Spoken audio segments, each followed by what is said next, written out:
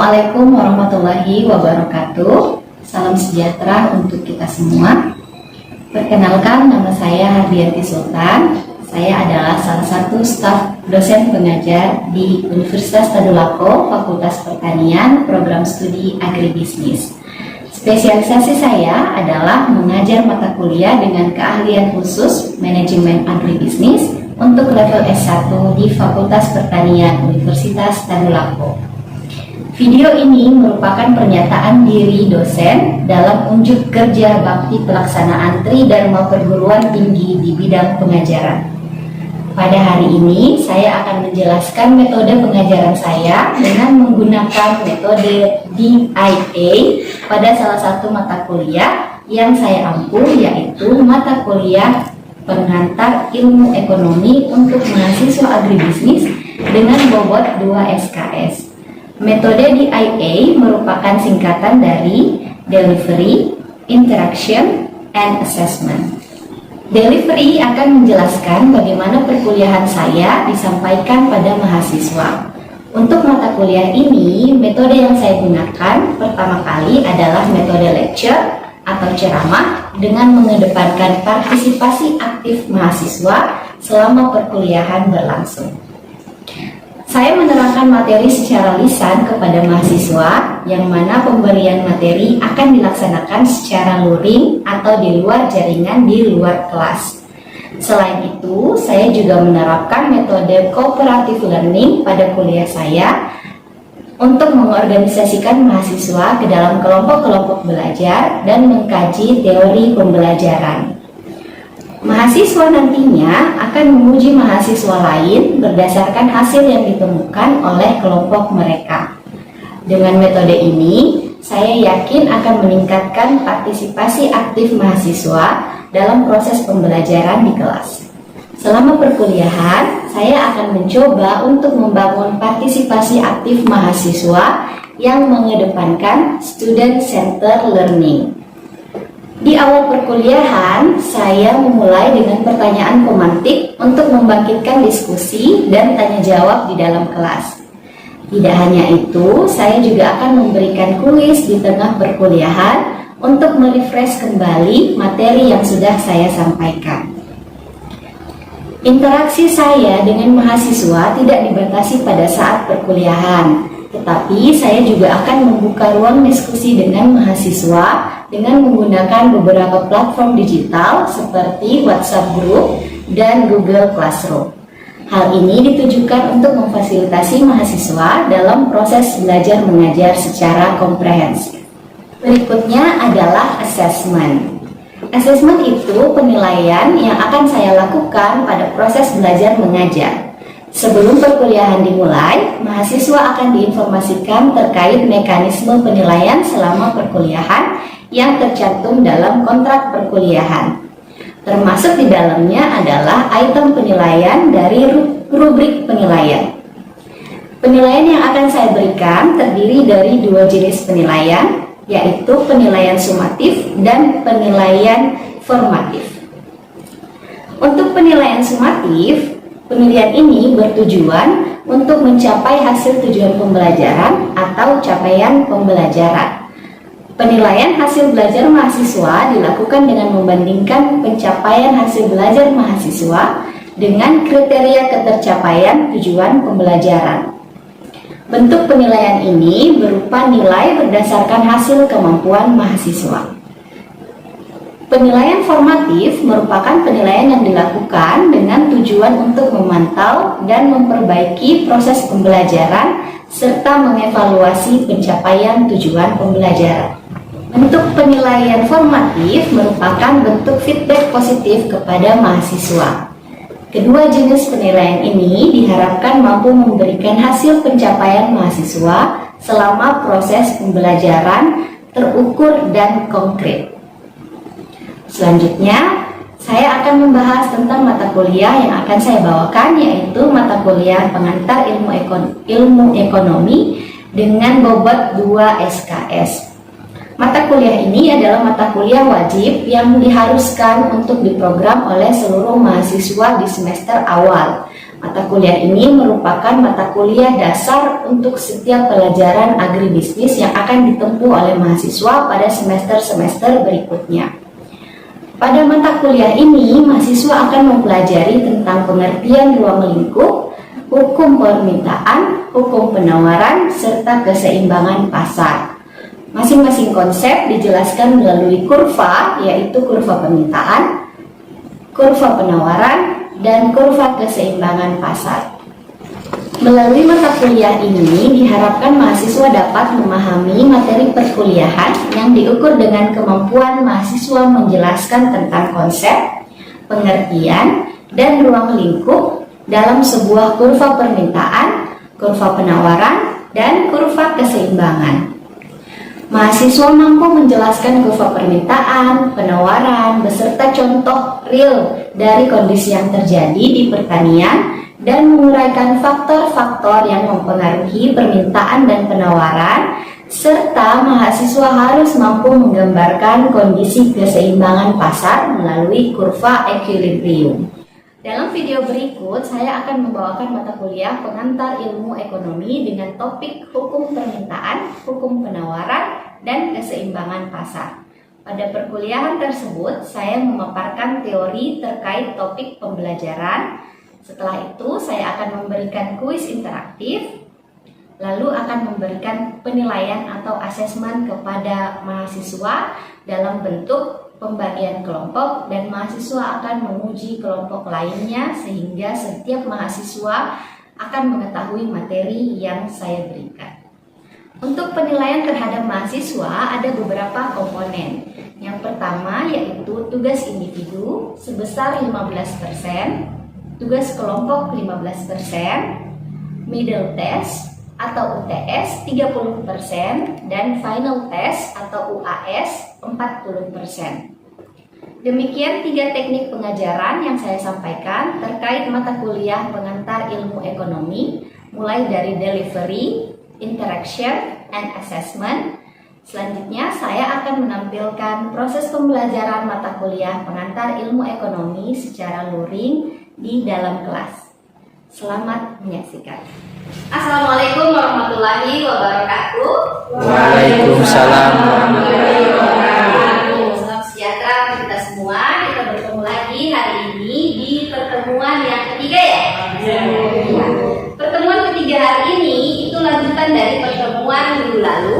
Nah, materi kita hari ini tentang hukum permintaan, hukum penawaran, dan hukum keseimbangan pasar. Seluruh hukum ini akan dijelaskan melalui kurva. Nanti saya akan menjelaskan melalui kurva. Minggu lalu kita belajar tentang apa itu permintaan ya. Oke. Ada yang tahu apa itu permintaan? Kalau tidak ada yang tahu, saya akan jelaskan kembali. Permintaan itu bukan kita yang mau meminta sesuatu, tidak. Tapi permintaan itu berapa jumlah barang yang diminta berdasarkan harga yang ada. Itu ya. Masih sudah ingat? Sudah ingat yang minggu lalu? Ingat? Ingat. Kalau penawaran kira-kira masih ingat nggak? Masih ingat? Penawaran itu kalau misalnya harganya tinggi, maka barang yang ditawarkan akan semakin banyak. Itu ya, karena yang ditawarkan adalah harga yang tinggi. Nah, penjelasan berikutnya saya akan jelaskan di pertemuan kali ini. Ya, pertemuan kali ini ada capaian pembelajaran mata kuliahnya. Capaiannya ada mahasiswa mengetahui hukum permintaan, hukum penawaran, serta faktor-faktor yang mempengaruhi permintaan dan penawaran, serta memahami kondisi keseimbangan pasar. Ini adalah capaian pembelajaran mata kuliah yang harus kalian ketahui setelah menerima materi ini. Ya. Oke. Nah, ini dia tadi yang saya sudah singgung. Apa itu permintaan? Bagaimana bunyi hukum permintaan? Apa itu penawaran? Bagaimana bunyi hukum penawaran? Ya. Jadi kalau bunyi hukum permintaan itu, nih, Jumlah barang atau jasa yang diminta akan bertambah jika harga turun dan akan berkurang jika harga naik pada periode tertentu atau disebut dengan ceteris paribus. Oke, kita. Nah, ini faktor yang mempengaruhi permintaan. Jadi harga barang itu sendiri, selera. Harga barang itu sendiri maksudnya kalau harganya naik berarti nanti permintaannya akan turun. Kalau harganya turun, permintaannya akan naik. Sama dengan selera. Kalau selera kalian meningkat, maka kemungkinan permintaan terhadap barang itu juga akan naik, ya. Jadi ini jumlah faktor-faktor yang mempengaruhi permintaan. Saya tidak terlalu banyak menjelaskan karena nanti kalian akan berdiskusi. Saya akan bagi kalian ke dalam kelompok karena metode yang digunakan untuk pembelajaran kali ini adalah metode cooperative learning. Cooperative learning itu saya tidak terlalu banyak menjelaskan di depan, tapi kalian yang akan mencari jawaban-jawaban di sumber-sumber lain, gitu ya. Dan kalian yang akan saling menguji satu sama lain nanti. Nanti itu di akhir perkuliahan. Saya jelaskan dulu secara singkat apa itu hukum permintaan, hukum penawaran, dan keseimbangan pasar. Nah, ini saya masuk ke kurva permintaan. Sudah pernah lihat kurva seperti ini? Pernah? Pernah. Oke, kalau sudah pernah berarti sudah punya bayangannya ya.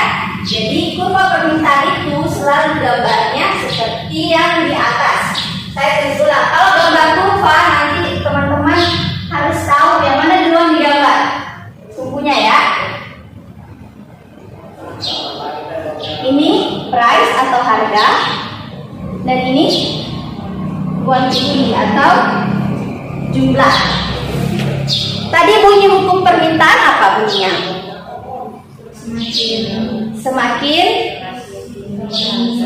Semakin rendah harga, semakin tinggi permintaan. Semakin tinggi harga, semakin rendah permintaan. Contohnya itu, misalnya saat harganya 2.700,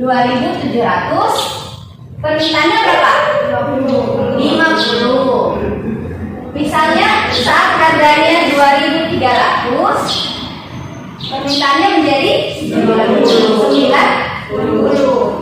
Kita buatkan gambar kurvanya, garisnya, maka dia akan begini.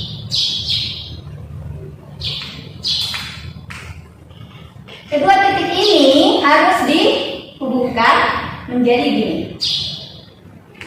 Ini namanya garis permintaan atau demand curve. Ini garis permintaan.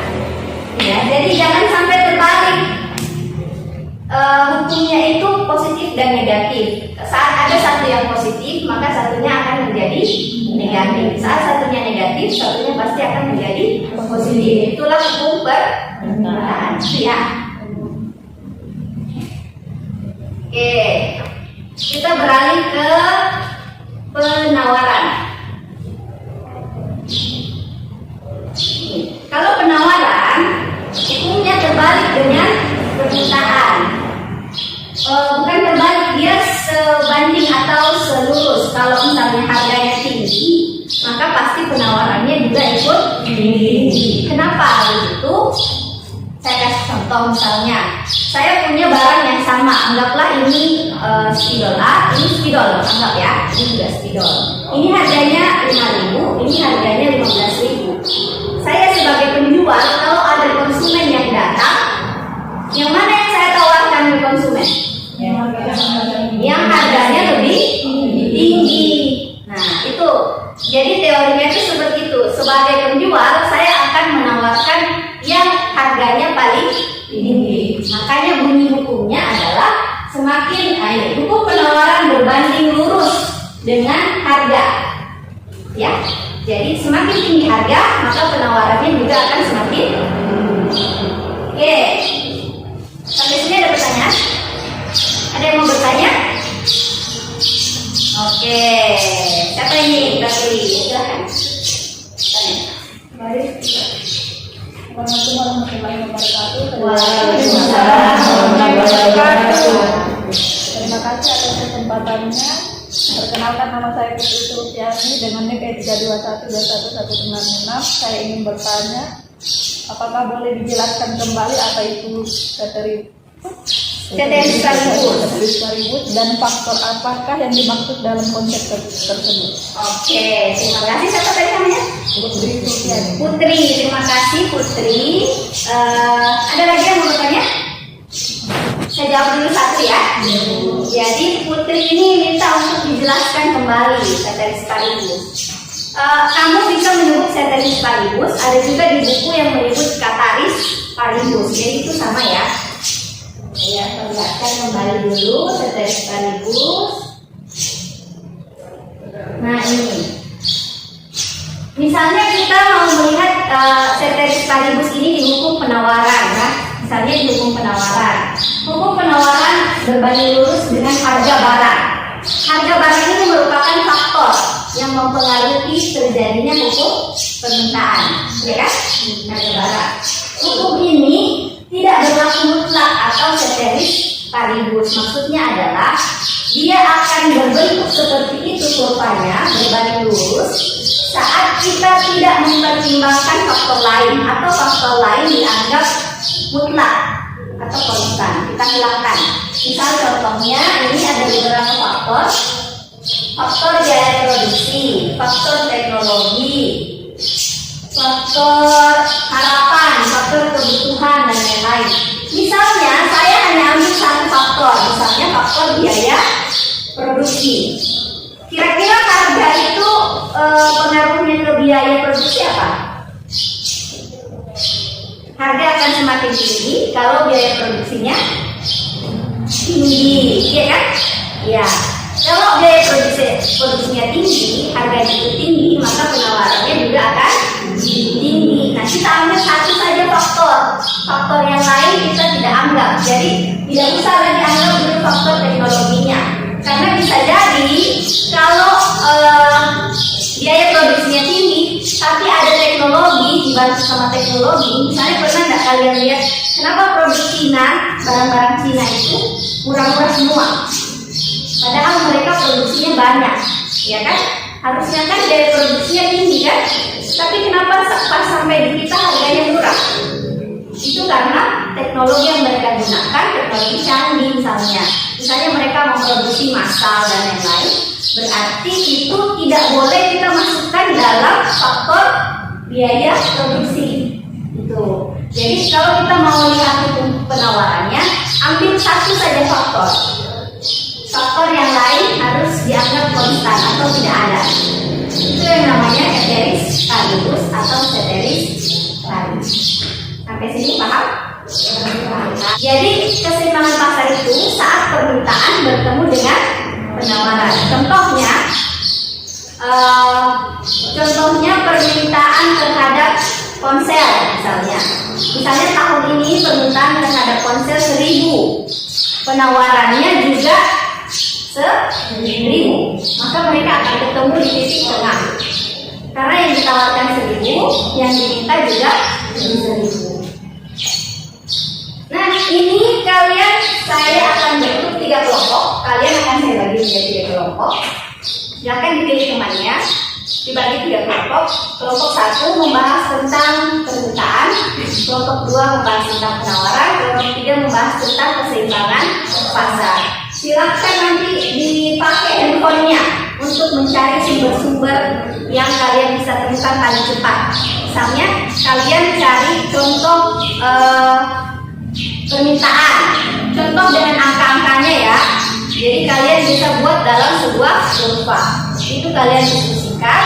Terus nanti setelah kalian berdiskusi, kalian akan menguji satu sama lain. Jadi kelompok 1 akan bertanya ke kelompok 2, kelompok 2 akan bertanya ke kelompok 3, dan kelompok 3 akan bertanya ke kelompok 1. Saya akan menilai kalian untuk pembelajaran hari ini melalui pengujian tersebut.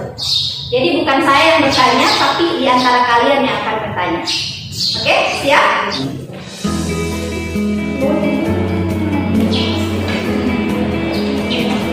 Ini penawarannya.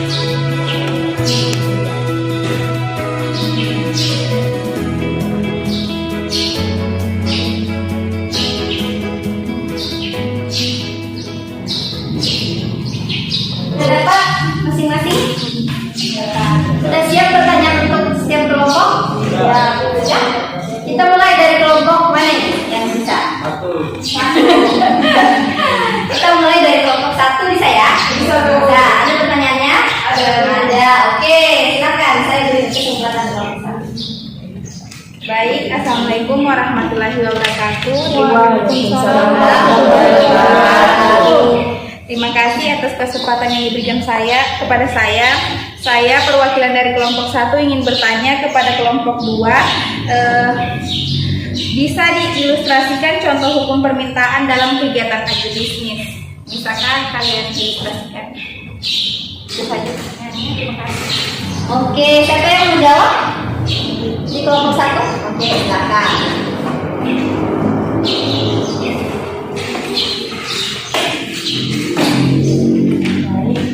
Saya akan menjawab pertanyaan dari kelompok 1. Ilustrasinya itu seperti ini. Misalkan jika petani membeli bibit bawang merah berkualitas seharga 9.000 per kilogram, maka jumlah yang dapat dibeli sebanyak 100 kilogram bibit. Namun jika harga menjadi 15.000 per kilogram, maka jumlah yang diminta berkurang menjadi 70 kilogram. Jadi pembelian ini dilakukan petani dengan harapan petani akan mendapatkan bawang merah berkualitas dan dapat mengolahnya menjadi bawang goreng yang laku di pasar. Terima kasih. Oke, bagus jawabannya ya. Berarti didapat ya contoh soalnya ya. Contoh soalnya tentang bawang merah. Sesuai dengan hukum yang tadi saya jelaskan, kalau harganya tinggi maka yang diminta menurun. Kalau harganya rendah yang diminta akan meningkat ya. Contohnya kalau di agribisnis itu pengolahan bawang merah menjadi bawang goreng. Bagus sekali, tepuk tangan dulu. Selanjutnya kelompok 2, ada pertanyaan? Ada. Untuk kelompok 3 berarti ya? Iya, silakan. Baiklah, saya perwakilan dari kelompok 2 dan bertanya ke kelompok 3. Maksud saya pertanyaannya, menurut kalian apa yang menyebabkan turunnya penawaran? Oke, apa yang menyebabkan turunnya penawaran? Siapa yang menjawab? Lihat. Terima kasih kepada kelompok 2 atas pertanyaannya. Saya perwakilan kelompok 3 akan menjawab pertanyaan kelompok 2. Nama. Perkenalkan, nama saya Dan Nurasila dengan NIM E3212125. Jawabannya adalah faktor utama yaitu biaya produksi. Jika biaya produksi rendah, maka harga produk bisa ikut rendah sehingga penawaran menurun. Sedangkan jika biaya produksi tinggi, maka harga menjadi tinggi sehingga penawaran ikut menjadi tinggi. Terima kasih. Oke, bagus sekali. Tepuk tangan dulu. Paham ya? Kelompok 2 paham? Jadi sama dengan yang tadi saya jelaskan tentang biaya produksi ya. Ya, kalau biaya produksi tinggi, harga tinggi, penawaran juga ikut tinggi. Dan sebaliknya, karena penawaran itu berbanding lurus. Oke, kelompok 3 ada pertanyaan? Ada juga untuk kelompok 1, silakan. Baik, Assalamualaikum warahmatullahi wabarakatuh. Waalaikumsalam. Perkenalkan, nama saya Zarina Alfara dengan NIM E321212236. Baik, pertanyaan saya, apakah keseimbangan pasar bisa terjadi saat ini? Keseimbangan pasar apakah bisa terjadi saat ini? Bagus pertanyaannya ya. Oke. Kelompok 1, siapa yang mau jawab? Oke. Baik, terima kasih kelompok 3 atas pertanyaannya. Saya bacakan kembali pertanyaannya, apakah keseimbangan pasar bisa terjadi saat ini? Jadi, keseimbangan pasar sangat jarang ditemukan karena permintaan terkadang tidak bertemu dengan jumlah penawaran sehingga titik keseimbangan sulit untuk ditemui. Saya ambil contoh, saat permintaan terhadap keripik sukun meningkat, belum tentu produk keripik sukun tersedia sepenuhnya. Walaupun demikian, hal ini tidak menghalangi kita untuk mempelajari mengenai pengetahuan terkait keseimbangan pasar, karena keseimbangan pasar juga sangat penting untuk kita ketahui. Terima kasih. Oke, terima kasih. Tepuk tangan dulu. Tadi jawabannya didengar dengan jelas. Jelas ya. Jadi di akhir materi tadi saya sudah sempat singgung kalau mereka bertemu, permintaan bertemu dengan penawaran, maka gambar kurvanya akan berbentuk silang dan ada titik equilibrium di tengah. Tapi hal tersebut itu jarang sekali terjadi di kehidupan nyata. Kenapa? Coba kalian lihat contohnya. Kalau tadi di kelompok 1 contohnya keripik sukun, misalnya orang permintaan terhadap keripik sukun itu 1000 kg atau 1000 bungkus misalnya ya. Apakah selamanya barang yang tersedia itu 1000? Tidak kan? Tidak. Bisa jadi barang yang tersedia itu kurang, bisa jadi juga lebih, ya kan? Nah, itulah makanya di kehidupan nyata kondisi keseimbangan ini jarang sekali ditemukan. Tapi kalau di buku, ya pasti ada. Kenapa pasti ada? Karena mereka akan selalu ada di setiap akhir pembahasan permintaan dan penawaran, gitu ya. Tapi di kehidupan nyata belum tentu selalu terjadi. Cuman kalian tetap harus tahu, karena kalau disatukan kurvanya maka akan menjadi apa, gitu ya. Boleh nanti penjelasan berikutnya itu tentang kelebihan dan kekurangan tadi. Misalnya keripik yang diminta 1000, yang tersedia kurang dari 1000 atau lebih dari 1000, itu ada pembahasannya di materi minggu depan. Namanya surplus konsumen dan surplus produsen. Itu kita akan dapatkan materinya di pertemuan berikutnya. Oke, jadi nanti nilai kalian hari ini sesuai dengan pertanyaan kalian tadi, bobotnya, dan cara menjawabnya juga berlima. Jadi setiap kelompok akan ada nilainya masing-masing. Jelas ya? Sampai di sini ada pertanyaan? Aman? Oke, untuk minggu depan silahkan kalian pelajari cari di HP-nya atau cari di perpustakaan tentang surplus konsumen dan surplus produsen. Itu akan berkaitan dengan kurva keseimbangan pasar. Kalau tidak ada pertanyaan, saya tutup pertemuan kita hari ini. Terima kasih atas partisipasinya. Kita bertemu lagi minggu depan. Wabillahi taufiq wal hidayah. Wassalamualaikum warahmatullahi wabarakatuh. Waalaikumsalam warahmatullahi wabarakatuh.